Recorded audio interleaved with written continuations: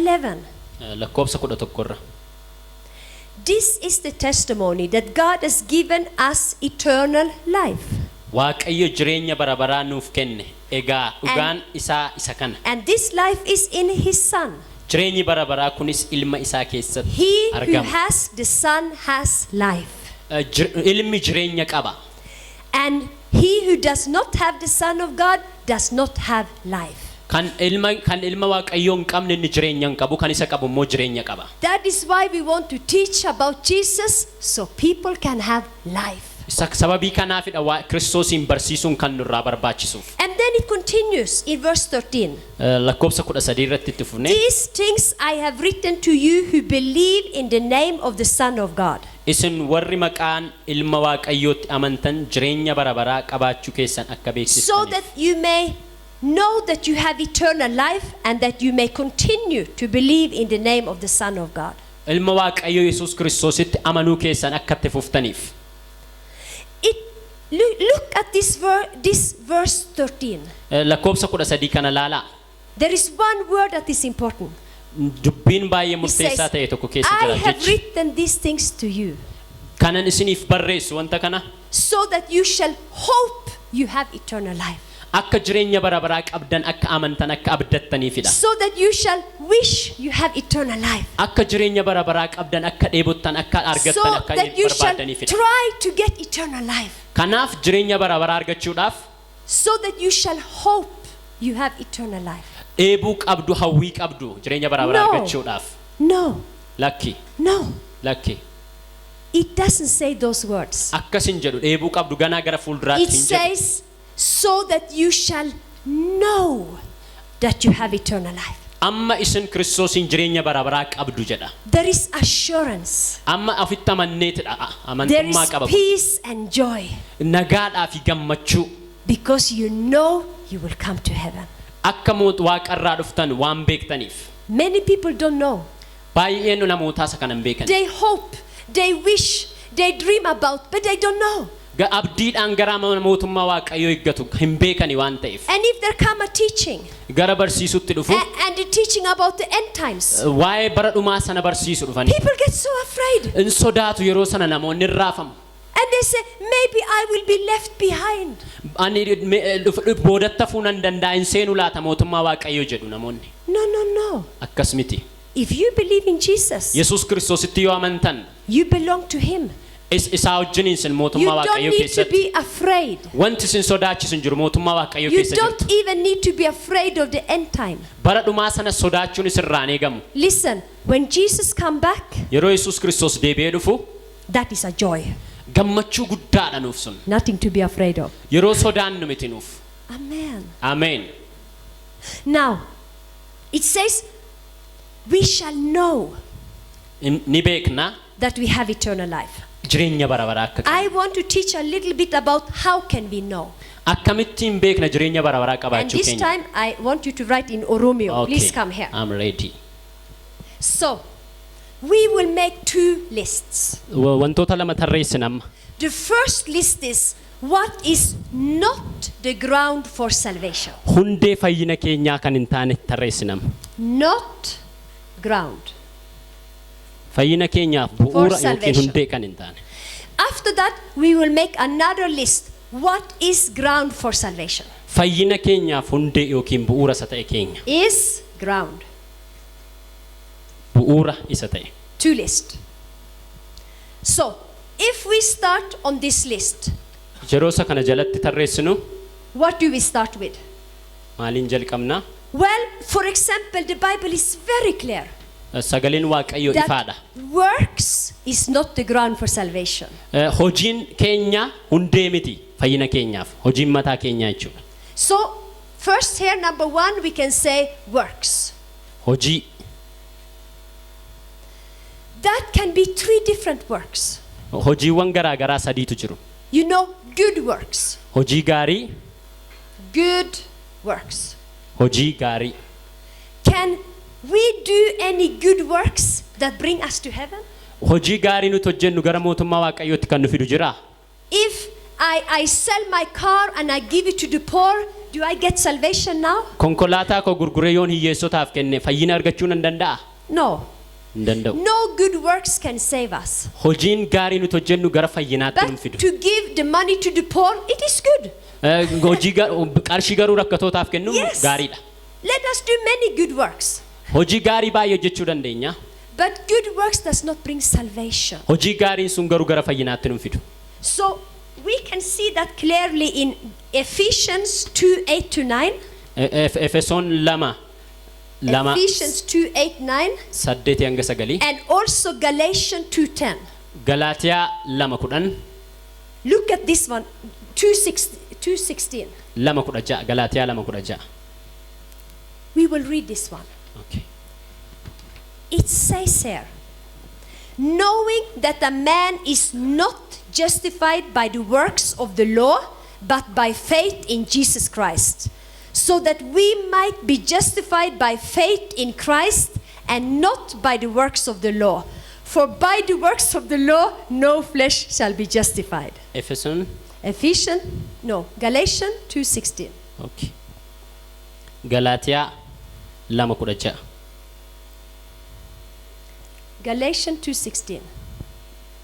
Said, utuma ta'uu iyyuu namni tokko illee Yesuus Kiristoositti amanuudhaan malee wanta seerri isa irraa barbaadu gochuudhaan Waaqayyo duratti qajeelaa ta'ee akka hin lakkaa'amne hin beekna. Nuyi wanta seerri nama irraa barbaadu hojjechuudhaan itoo hin ta'in Kiristoositti amanuudhaan qajeelota taanee akka lakkaa'amnu. It is very clear.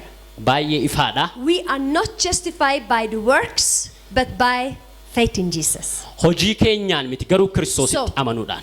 Doing good works. Hojii gaarii hojjechuun. Avoiding bad works. Hojii hamaa balleessuun. Or doing dead works. Yookiin immoo wanta hojii gaarii hin taane hojjechuun. We are not saved by any. Wantoota kana keessaa isa kamiin iyyuu miti. Inni taanu. No, okay, and dead works, what is that? Hojii du'aa isa jennu maalidha? Yookiis hojii gatii hin qabne bu'aan buusne. Hebrews chapter 9. Ibroota 9. Verse 14. Lakkoofsa 19. And 14. chapter 6 verse 1. Boqonnaa 6 lakkoofsa 1. It speaks about that the blood of Christ will purge our conscience from dead works. Hojii du'aa sanarraatis hojiin Kiristoos adda nu baaseera. And another place says we shall repent from dead works. Hojii bu'aan buusne hojii hamaarraa qalbii jijjiirrachuu qabna jedha iddoo biraan. Now what is dead works? Hojii du'aa yookiis immoo gatii hin qabne nuun jennu maalidha? It means works that we try to do to get the acceptance of God. Hojii bu'aan buusne yookiin hojii du'aan nuun jennu hojii nuti ofii keenyaan hojjennee garuu gara fayyinaattiif gara mootummaa Waaqayyootti nu fiduu hin dandeenye. It has to do with the motivation of our heart. Kaka'umsa keessa keenyaatiin yaaluu dandeenya. If I give money to the poor, nama tokko nama rakkate tokkoof yoon qarshii kenne to help them, isaan gargaaruudhaaf it is a good work. hojii gaariidha. But if I give money to the poor so God will accept me, sababiin sana kenneef garuu Waaqayyo duratti fudhatamaan ta'a jechuudha. that is the wrong motive. Kun kaka'umsa yookiin immoo yaada keenya isa dogoggoraatidha. That is called dead work. Kun kana gaa hojii isa du'aa jenna. You understand me? Because God accepts us in Christ. Waaqayyo karaa Kiristoos nuun al tokko nu fudhateera yookiin nu simateera. Let me say this. You remember from yesterday? Kaleessa sabaranneerraa yaadattu. Good works does not bring salvation. Hojii gaariin gara fayyinaatti nuun fidu. But garuu salvation will bring many good works. Fayyinni garuu hojiiwwan gaarii baay'ee jireenya keenya irratti akka ta'an fiduu danda'a. Good works are very important. Hojii gaariin baay'ee gaariidha. Not to save us, garuu fayyina keenyaaf, but as a fruit of the new life. Ija jireenya haaraati yookiin immoo sanyii haaraati. And the law of love to help other people. Jireenya jaalala namoota kaanii wajjin akka qabaannu nu godha. Okay? Now, the next one. Inni lammaffaan. Clothes. A certain kind of clothes, if we wear them, do we come to heaven? Uffannaa nuti uffannu tokko gara fayyinaatti nu fiduu danda'u. And a certain kind of clothes, if we don't wear them, we will not come to heaven? Uffata gosa adda addaa kan biraa immoo yoo nu uffatiniif yoo uffanne gara mootummaa Waaqayyootti nu fidu. Is it so? No. But remember, the old covenant speak a lot about the clothes. Kakuu moofaa keessatti garuu waa'ee uffannaa wantoota adda addaa baay'een kaa'amaniiru. Not only clothes, but even the kind of food. Gosootni nyaataas. A lot of instructions. Gosoonni nyaataa nuti nyaachuu qabnu iyyuu. But can we eat a certain kind of food and we will be saved? No. Waan gosoota sana nyaanneef immoo fayyina mootummaa Waaqayyoo seenna. And if there is a certain kind of food we eat, now we lose our salvation? Waan immoo wanta dhowwame sana nyaanneef fayyina keenya dhabna yookiis nurraa fudhatama. No. Lakki. The kingdom of God is not food, but righteousness, joy, and peace in the Holy Ghost. Mootummaan Waaqayyoo mootummaa nyaataaf dhugaatii miti. Mootummaa gammachuuti, mootummaa qajeelummaati, mootummaa nagaati. But we should respect each other. Garuu walii keenya simachuu qabna, wal fudhachuu qabna. Some people say that this kind of food, it is sin to eat. Gosa nyaataa kana nyaachuun cubbuudha yoo namoonni nuun jedhan. And this person say, no, all the food is okay to eat. Namni biraan immoo inni kun immoo yoo hunduma isaayyuu nyaatte gaariidha yoo nuun jedhe. Please respect each other. Lamman isaanii wal danda'uu qabu yookiin wal fudhachuu qabu. Don't offend each other. Inni tokko isa tokko irratti dhiibbaa gochuu hin qabu. But the gospel garuu wangeelli is not about food. Waa'ee nyaataa miti. It's about faith in Jesus. Yesuus Kiristoositti amanuudha wangeelli. So, number 2. Lammaffaan. Clothes or food. Uffata yookiis nyaatna. Or other things similar. Wantoonni biroon kana fakkaatanis. Point number 3. Lakkoofsa sadaffaa. What about religious activities? Hojiin amantaa. Religious activities. Hojiiwwan amantaa keessatti hojjetaman tokko tokko seerota amantaa jechuudha. Now, remember these activities are good. Hojiin kunis hojii gaariidha yaadadhaa. For example, going to church. Waldaa kiristaanaa deemuu. If somebody go to church every week, yeroo hundumaa torbeen waldaa kiristaanaa dhaqa yoo ta'e, do they automatically come to heaven? Kana sababii kanaatiif gara mootummaa Waaqayyootti seenaa? No. Lakki. It is about believing in Jesus. Dhoksaansaa dhoksaa Yesuus Kiristoositti amanuuti. Not the activity of going to the church. Hojii keenya yookiis gara waldaa kiristaanaatti deddeebi'uu keenya miti. But going to church is very important. Garuu waldaa kiristaanaa dhaquun immoo bareedaadha. Reading the Bible. Sagalee Waaqayyoo keessa yeroo dubbisnu. Praying. Kadhachuun. Giving tithe. Yeroo adda addaa kennu kennaa kennuun asraata kennuun. These things are good. Hojiiwwan kun gaariidha. But can they make you become born again? Garuu lammaffaa akka dhaltan sin gochuu danda'u? No. Hin danda'ani. So what do we say? For example, going to church. Waldaa kiristaanaa deemu seerota amantaa keessa jiranidha warri. Praying. Kadhachuu. Giving money. Kurnaffaa kennuu yookiin qarshii kennuu. And confessing sins. Qalbii jijjiirrachuu cubbuu keenya cubbuu balleessin irra deddeebinee dubbachuu. If somebody confess their sin all the time, yeroo hundumaa cubbuu hojjete irra deddeebi'ee dubbata yoo ta'e namni tokko, is that the ground to become saved? Sun immoo akka dhiifamuufiif hundeedha yookiin bu'uuradha. If they confess their sin all the time, they are now saved? Sana booda cubbuu isaa irra deddeebi'ee waan himateefidha kan inni dhiifama argatu. No. Lakki. How do we become saved? Akkamittidha kan nuti fayyinu? Romans 10:10. Roomaa 10:10. If you believe in your heart, laphee keessaniin garaa keessaniin yoo amantan, with your mouth, afaan keessaniin immoo yoo dubbattan yoo beeksistan, you will be saved. Yeroo sana fayyitu fayyinni What do we kanaan. confess?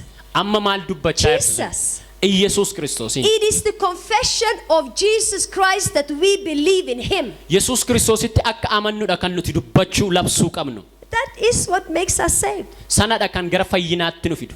We agree? Walii gallee? Yeah. The confession of Jesus. Dhugaa ba'umsa yookiin labsii Yesuus Kiristoos. So there are many things, even on the last one. Maybe I will put feelings. Hawwii yookiin kaka'umsa keessa keenya. Because sometimes people feel saved, other times they don't feel saved. Yeroo tokko akka fayyanitti keessa isaaniitti yaadu, yeroo biraa immoo akka waan hin fayyineetti. Is our feeling the basis for salvation? Wanti keessa keenyaa maddu kun fayyina keenyaaf hundeedha? No. Lakki. No. Lakki. It is the truth, the word of God, that is the basis, not our feelings. dhugaa sagaleen waaqayyoo nuun jedhu sanadha kan fayyina keenyaaf Some murteessaa ta'e. people don't feel saved. Akka fayyan iyyuutti And dhagaa'amu they hin beekani come namoonni tokko forward tokko. to be born again. Yeroo hundumaa lammaffaa dhalachuun akka isaanirra barbaachisudha kan isaan yaadan. They say, oh, maybe this didn't work the first time. I don't feel anything. Let me try again. Let me try again. Wanti gaariin natti dhaga'amaa jiru waan ta'eef har'as qalbii jijjiirrachuu har'as lammaffaa dhalachuun qaba jedhanii yaadu yeroo hundumaa. No, it's not our feelings. Keessa keenyaa ka'u fedhii yookiin kaka'umsa keessa keenyaa miti. What we need is teaching. Wantoota nuti barsiisnu. So we know that we are saved.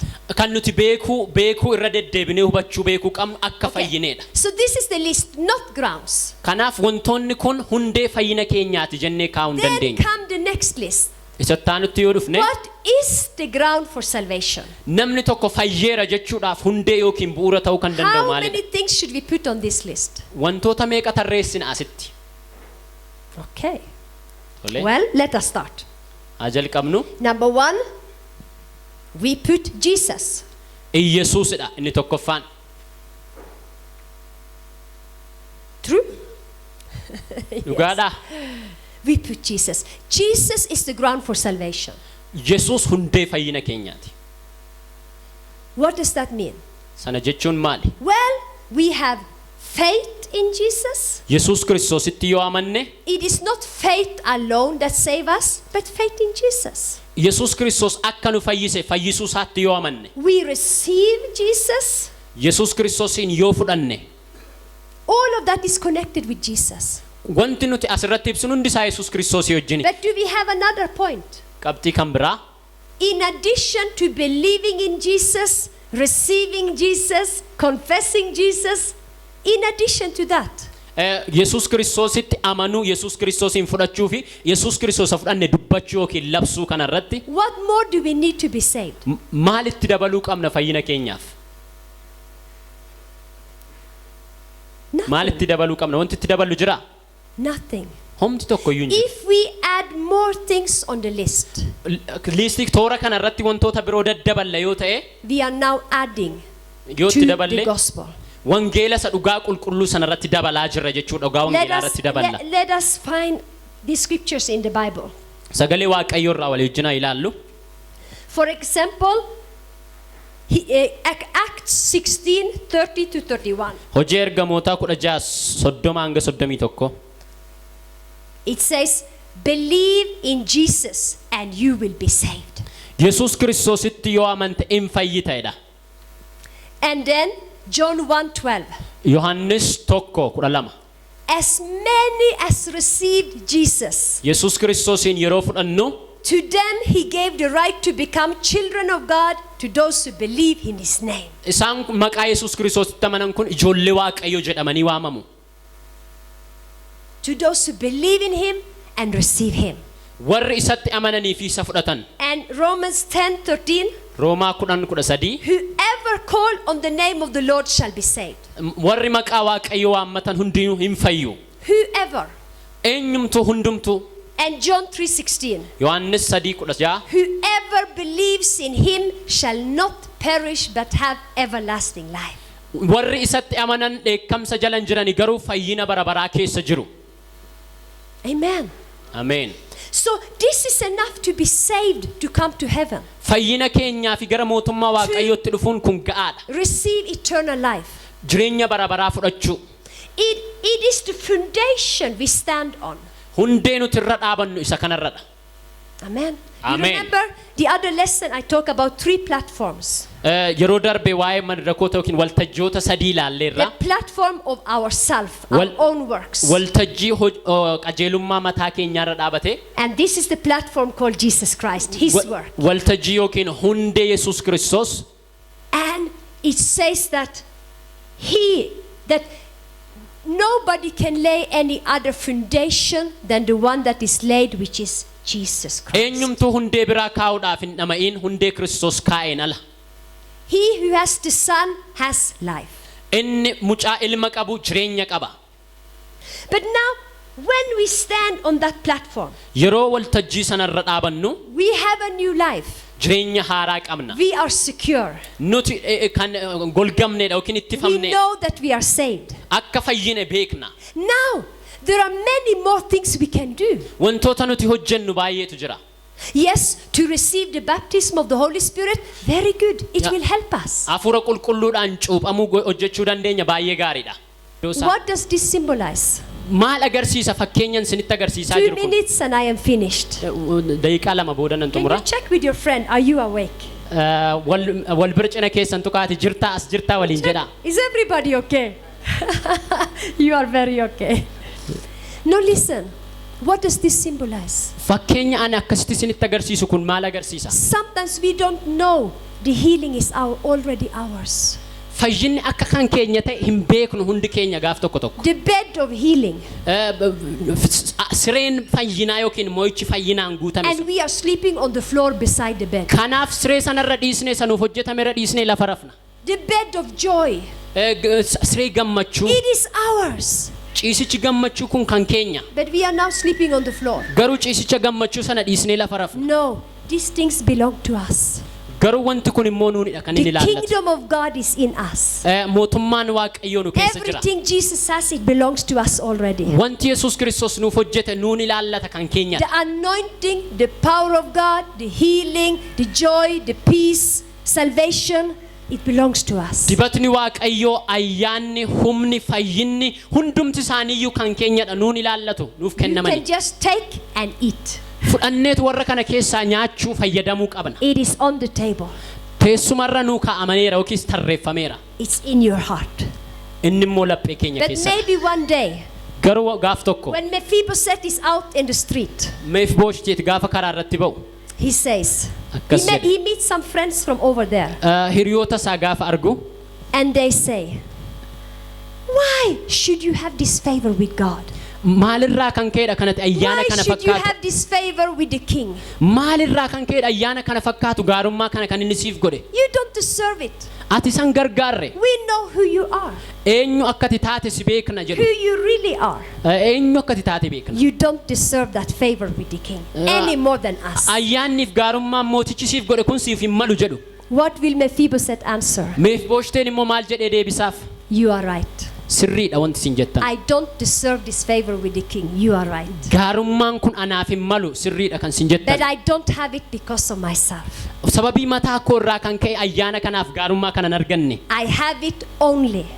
sababii tokkicha Only. qofaaf sababii tokkoof Only sababii tokkoof because of the covenant my father made with the king. sababii kakuu abbaan koo mooticha wajjiniin And in galeef the same way, karaa wal fakkaataadha all the favors we have, fayyinni all gaarummaan the nuti argannu blessings we have, eebba nuti qabnuuf all arganne the hundisaa anointing we have, dibati nuti qabnu hundumtisaa we don't have it because of ourselves, sababii mataa keenyaaf arganne yookiin qabna but miti with the covenant. Sababi- Because of the covenant sababii kakuu Jesus made with God. waaqayyo wajjin Yesuus Kiristoos kakuun ni galerraa ka'uunidha And we enter in and get all the benefits. nuun immoo isa kana keessa seenuudhaaf faayidaaf wantoota argachuu qabu hundumaa arganneerra Let us all stand up right now. hundi keenya yoo ol kaanee All dhaabanne stand up.